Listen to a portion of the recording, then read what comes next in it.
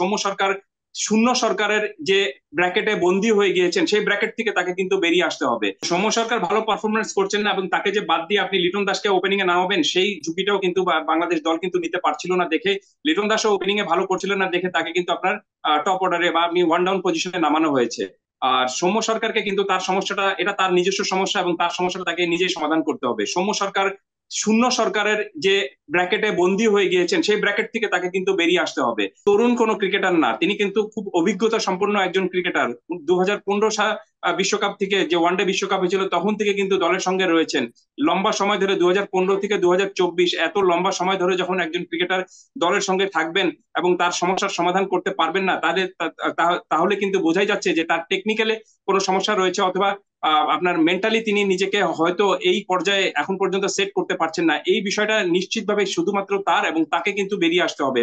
আমরা দেখেছি যে এই সমস্যায় তিনি এর আগেও পড়েছিলেন এবং শ্রীলঙ্কা এই নিউজিল্যান্ডে গত বছর তিনি একটি ওয়ানডেতে এক্সেলেন্ট পারফরমেন্স করেছিলেন এবং 150 প্লাস একটা আপনার ওয়ানডেতে ইনিংস গড়েছিলেন, যেটি কিন্তু রেকর্ড, বাংলাদেশের সর্বোচ্চ রানের রেকর্ড কিন্তু ওয়ানডেতে তার হয়ে গিয়েছিল। সেই ম্যাচের আগে তিনি কিন্তু 1 এবং 0 এরকম ভাবে কিন্তু রানের মধ্যে ছিলেন। বাট এবারের বিশ্বকাপেও কিন্তু যে হারে তার নামের পাশে শূন্য দেখা যাচ্ছে, তাতে সমালোচকরা কিন্তু বারবার বলছেন যে সৌম্য সরকার এখন শূন্য সরকার হয়ে পড়েছেন। সো এই শূন্য সরকারের শূন্যতা পূরণ করা, দূর করার দায়িত্বটা কিন্তু তার এবং তাকে ক্রিকেট বোর্ড, নির্বাচকরা, টিম ম্যানেজমেন্ট সবাই তাকে প্রচুর সুযোগটা একদম। দিয়েছে।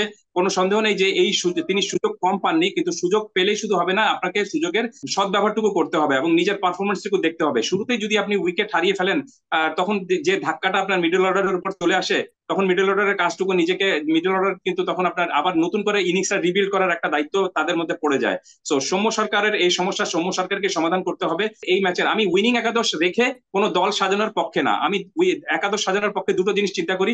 একটা হলো যে আপনি যে মাঠে খেলবেন, আপনি সেই মাঠের কন্ডিশন কেমন, সেই সময় আবহাওয়া কেমন, সেই উইকেটটা কেমন, সেটা বিবেচনা করে আপনি একাদশ সাজাতে হবে। এবং অতি অবশ্যই আপনার প্রতিপক্ষের শক্তি, দুর্বলতা, সামর্থ্য কত দূর বা কি সেই সব বিবেচনা করে কিন্তু আপনি একাদশ সাজাবেন। উইনিং একাদশ সাজালে যে আপনি পরের ম্যাচেও জিতে যাবেন তা কিন্তু না।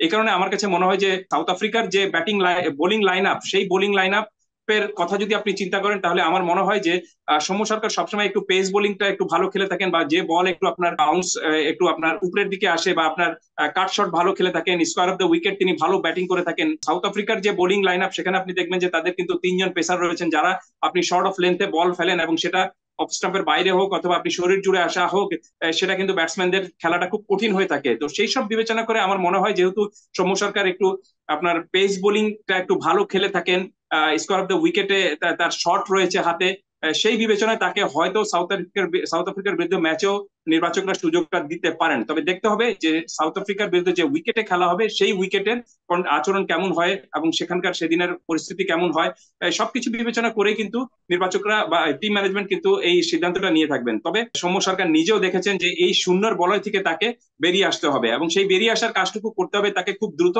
নতুবা তিনি যেভাবে সুযোগটা পাচ্ছেন সেই সুযোগটা খুব সম্ভবত আর পাবেন না।